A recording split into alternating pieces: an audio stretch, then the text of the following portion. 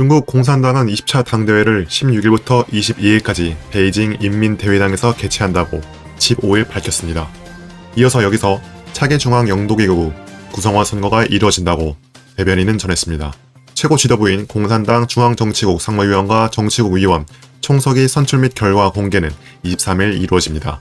이날 정치국 상무위원 기자회견 때 등장 순서에 따라 새롭게 구성되는 최고 지도부의 구성원 명단과 서열이 공개되는 와중에 시진핑 국가주석이 이들 회의를 거쳐 최고 지도자 3연임을 확정 지을 것이 확실시됩니다.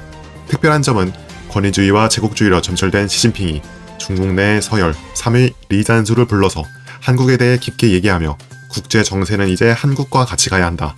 한국과의 관계 회복에 대해 노력하겠다고 말한 점입니다.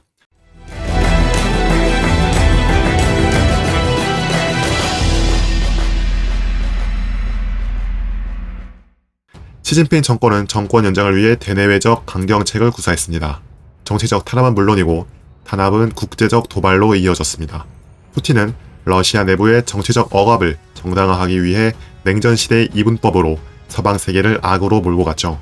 푸틴은 자국 내 권력 강화를 하기 위해 우크라이나 전쟁을 일으켰습니다. 같은 맥락에서 시진핑 정권의 국내적 인권 유린과 정치 범죄가 국제사회에 직접적 위협을 주었습니다.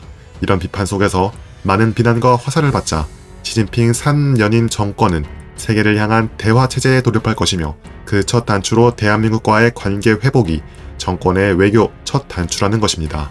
지금껏 드러난 시진핑 사상의 구체적 내용은 위대한 중화민족의 부흥을 추구하는 중국의 민족주의, 과거 중화제국의 영광을 되살리려는 제국주의, 국내의 비판 여론을 탄압하고 억압하는 권위주의, 동아시아 맹주를 넘어 새로운 세계 질서를 구축하려는 패권주의가 있겠습니다. 하지만 이런 패권주의는 이제 많은 세계적 비판에 직면하였고 많은 국가들과 갈등을 일으키고 있죠. 우리나라만 해도 후진타오 정권 시절에는 소위 중국몽이라는 것이 유행했습니다. 중국어를 배우는 사람들이 급증했고 중국은 미국을 넘어선 새로운 기회의 땅이라는 생각이 많았죠. 지금은 어떻습니까? 중국은 사회 암적인 존재로 치부되고 있는 것이 현실입니다. 시진핑은 본인의 패권과 질서를 위해서 세계를 적으로 삼았습니다. 그래서 어찌어찌해서 3연임을 코앞에 두고 있죠. 하지만 그도 이제 3연임을 하면 그의 정권은 이제 새로운 패러다임을 맞이하게 된 겁니다. 그 증거로 대표적인 친한파 인사인 리잔수를 당 대회 전에 불러서 밀담을 한 사실이 중국 내 언론에 포착되었습니다. 당 대회 이후 시진핑이 추구하는 질서는 이제 예전과 같은 패권주의를 포기하고 화합으로 가겠다는 얘기입니다. 그리고 그 중심에는 대한민국이 있습니다.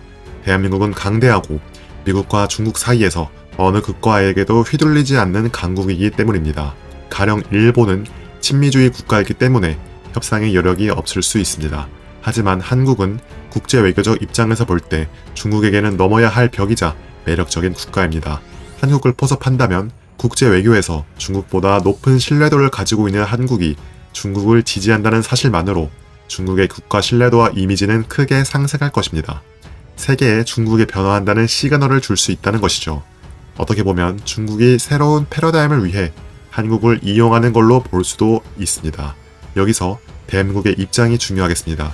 얼마 전 친한파 중국 내 서열 3위 리잔수가 한국을 방문했죠. 이때 청와대에서 오간 얘기가 중요할 것입니다. 다가오는 새로운 패러다임에 한국의 국제 무대에서의 입장과 영향력이 중요해진 때입니다. 중국을 바라보는 외부의 시선이 의심과 우려로 가득 차 있는 가운데 한국의 더 높은 국제적 위상과 자주적인 입장을 기대하며 오늘의 영상은 여기까지입니다. 영상 재밌게 보셨다면 하단에 무료 구독 눌러주세요. 시청해주셔서 감사합니다.